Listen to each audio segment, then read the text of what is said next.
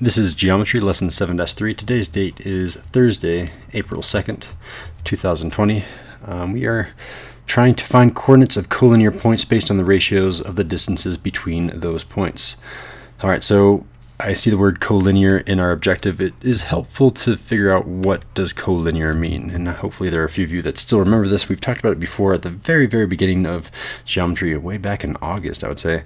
Collinear just means that they're on the same line. And similarly, we talk about coplanar, which we're not talking about in this lesson. Coplanar means on the same plane. Alright, so let's jump in with an example. If I have A, B, and C, and they're collinear, so A, B, and C are on a line. B is between A and C. So in my head, I'm kind of sketching this out. In fact, I should probably sketch this out here as well. So I have some sort of line happening. I know that A is at one end. I know that C is at the other end, and B is somewhere in between here and here. We don't know where B goes. The ratio of AB to AC is 2 to 3. Okay, let's analyze that statement right there. So AB is the distance between A and B, where I don't know if B is there, if it's here, but it's this length right here. And then to AC, AC is the entire length, is 2 to 3, which means if AB is a distance of 2, then the entire length is a distance of 3. Or if AB is a distance of 4, because I can multiply this by any number, if I multiply it by 2, then it would be 4, then the entire length is 6. Okay, and it tells us A is at -1, 4, and B is at 5, 7. What are the coordinates of C? So we don't know C, but we know where B is. So this one I think is really helpful to just use this picture to figure out what's going on in terms of the distances here. So I know that if this whole thing is broken up into 3, I think the first thing in every single one of these problems, we have 4 examples, in every single one of these problems we want to look for what is the total divided into. And it's a little bit hard to figure out what's the total, but AC is the total because B is in between. So AC must be the entire length, and AB is the first number, and AC, the total, is the second number. So the main thing to take away is the total is broken up into 3 different parts. So I'm going to go ahead and break this up into 3 parts, roughly. It's just a sketch, right? And then AB is 2 of those 3 parts. So AB goes 1, 2. B must be right about there. So now we have a true sketch of what's happening. I don't know why I wrote it on top, everything else is on the bottom. So that's what's happening in our diagram. Alright, so let's go ahead and figure out how much our x is changing and how much our y is changing. That's the general procedure here. So A, we can label this is at -1, 4, and we know that B is at 5, 7, and we don't know what C is at. We're trying to figure that out. What is the change from A to B? Well, in terms of the x, so the change in x is, I'm going to go do B first because it's always I'm going to call this like my first point, this is my second point.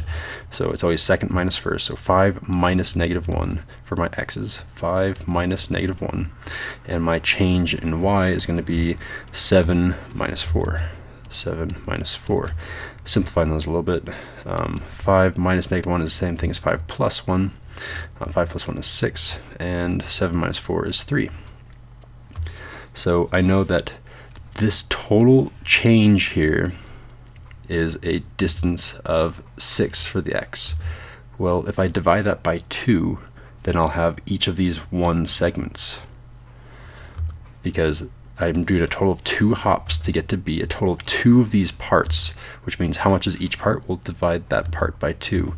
So, and I think that's probably the most confusing thing I'm going to be teaching, is kind of dividing these into different parts. So I'm dividing by 2 because I want to figure out how much each of these thirds is worth. So I have 1, 2, 3 parts, and I know I've traveled a total distance of 6 for those 2 parts.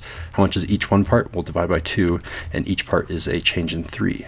If I divide this one by 2, it's a change in 1.5. 1.5. Okay, so that means in order to do 1 hop, which I just calculated, to do 1 more from B to C, to calculate C, if I start at B, I'm going a total of 3 more than 5, and a total total of 1.5 more than 7. So another way of saying that is C is equal to B plus your change in X plus your change in Y. This is super informal. Something that looks maybe a little bit better is if I start at B, that's at 5, give yourself some room, comma 7. And what are we doing to our X? We're adding 3 to it. I don't know why I left that circled. We're adding 3 to it. So we're saying here plus 3, which is our change in X. And then 7 is going to be plus 1.5 because that's our change in Y. And sometimes these will be negative numbers, but both of them we are increasing. We are increasing to get from -1 to 5. We're increasing to get from 4 to 7. When I do that, my full answer is 8, 8.5. Final answer, and box it. Let's try example number 2. Again, we have A, B, and C are all collinear, and B is still in between A and C. So I'm going to first draw A and C, and then I'm going to try to break this problem into different parts. So the first step in all of these is just draw a line. So there's my line. I know that I'm going to say A is at my beginning. I know that C is at my end. I don't know where B is. It's somewhere in between. That's what we know. B is in between. And we know that the ratio of AB to BC is 3 to 4. Notice that this time we don't know what the total is. The total is AC, right? This whole distance is AC. But it doesn't say AC anywhere in our problem, so we don't know how many parts to break this one up into. But let's just imagine B is right here. I'm totally guessing. I'll change this in a sec. But if that is our segment, I know that AB, let's go ahead and label this temporarily B, this length is 3 parts. So there's 1, 2, 3 parts there. And I know that the next segment, BC, this length right here, is 4 parts. So 1, 2, 3. So there's 1, 2, 3, 4 parts now. That means that there's a total of 1, 2, 3, 4, 5.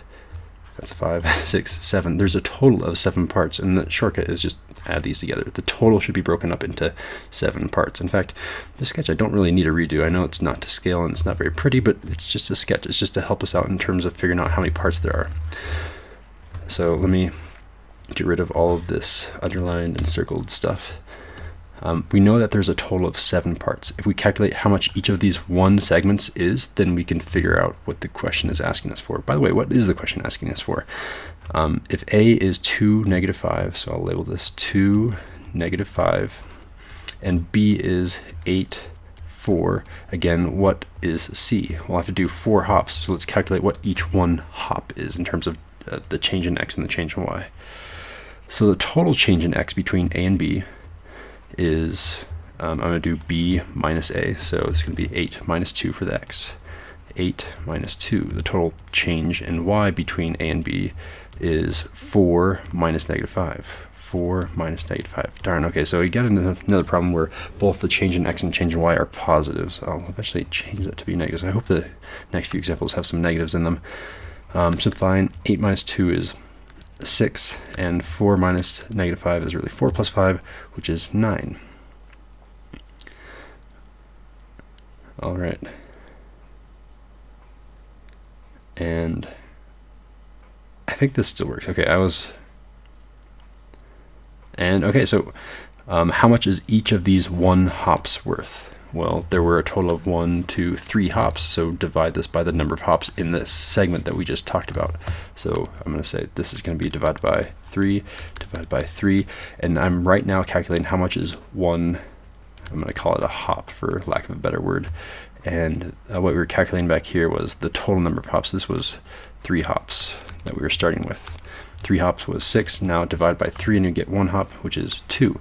9 divided by 3 is 3. So the total change in X, at every single time I do 1 hop, I change in X by positive by adding 2, and I change in Y by adding 3. Okay, well, now how many more hops do I have to go to get from B to C? So if I start now at 8, 4, I'm going to hop 1, 2, 3, 4 times.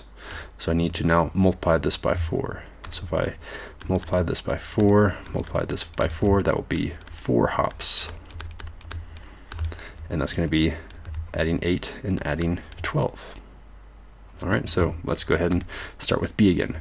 B is equal to 8, 4. So I'm just going to say 8, comma 4. I'll write. I think I'm just going to do all at once. So this is going to be 8 plus something, comma 4 plus something.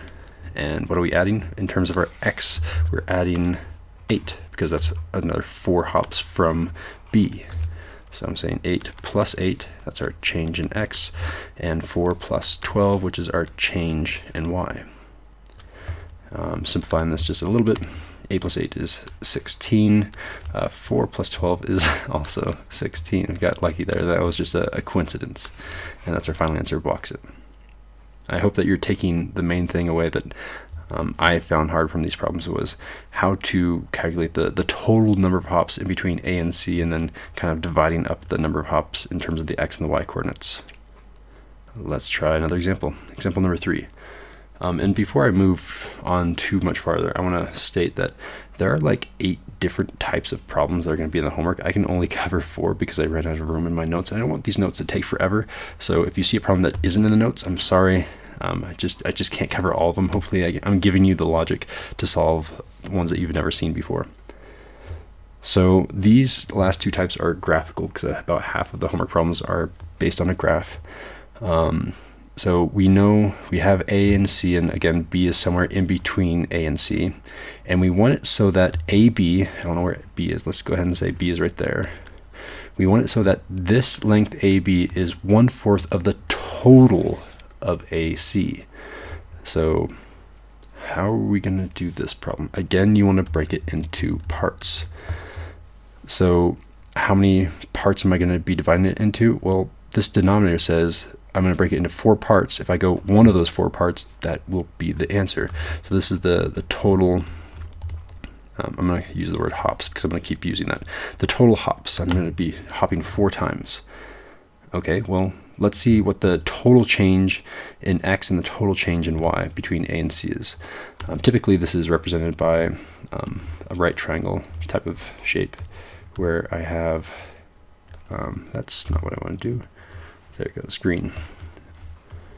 Typically, it looks like this, where my change in x is yellow here, and my change in y is green.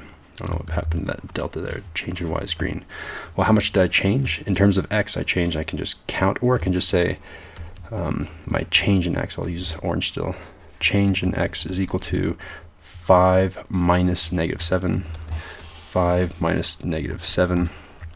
And my change in y is equal to, it's pretty easy to count, there's 4 squares in here, but another way of doing that is 1 minus -3. 1 minus -3. And this is going from A to C, and yet again I got some positives. It looks like finally in example 4 we get some negatives.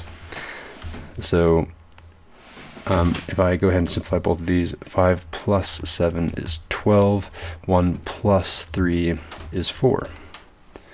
All right, so I have the total distance, and again, the total hops is 4. So I am kind of thinking about this in terms of being divided into 4 different heights here. There's the first height, the second height, the third height, and the fourth height. And then I'm also dividing it into 4 pieces this direction as well. 1, 2, 3. So I have 1, 2, 3, 4 different x directions as well.